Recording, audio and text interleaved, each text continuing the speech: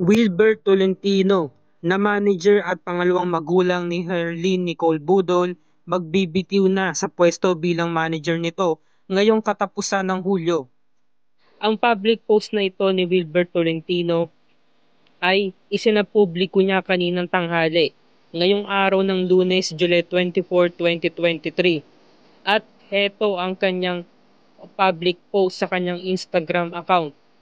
Ang sabi niya dito ay, ako po ay official na magbibitiw bilang talent manager ni Herlin Hipon Budol, effective July 31, 2023. Sa loob ng isa't kalahating taon, tumayo akong pangalawang magulang niya sa kanyang karera at tinuring ko siyang para ko na ring anak.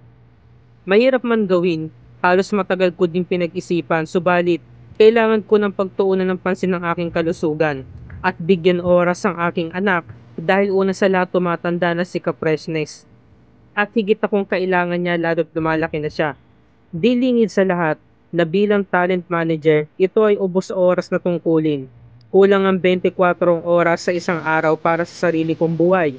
Walang kapantay ang bawat hamon na aking naranasan. Matupad lamang ang aking mga sinumpang tungkulin para kay Herlin. Sa maikling panahon ng pag-aalaga ko sa kanya, marami na din kami na-achieve. Hindi lang sa buhay niya, kundi sa karera niya bilang beauty queen. Unang salang ko sa kanya sa Binibining Pilipinas 2022 ay naging first runner-up siya kaagad sa tulong ng kagandahang Flores Camp at buong Capresnes Glam Team. At dahil dyan marami akong nakuha endorsement at proyekto para sa kanya. At wala pong komisyon kahit magkano dahil yun ang napapaloob sa aming kontrata at napagkasunduan bilang manager niya.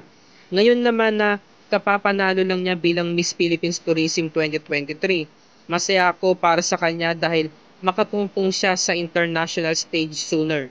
Pagdating naman sa pag-aartista, nabigyan ko naman ito ng isang malaking break sa tulong ng Kapuso Network na magkaroon siya ng agad ng first lead role sa Magandang Dilag at mataas na ratings. Marami pa siyang upcoming projects na naisara ko para sa kanya hanggang matapos ang taong 2023 ay magkaroon siya ng TV commercials, billboards at makikita niyo soon sa lahat ng supermarkets ang mukha ni Herlin na ilo-launch ang isang produkto sa last quarter ng taon. Masaya ako para kay Herlin dahil natulungan at natupad ko ang mga pangarap niya tulad ng bagong bahay, kotse at iba pang investments na naipundar po niya. Malayo pa ang nararating ni Herlin. Sana lang isa puso niya ang core value na itinuro ko sa kanya na commitment, professionalism, and gratitude. Ito ang lahat na sinabi ni Wilbert Tolentino. Anong masabi niyo dito mga kaibigan?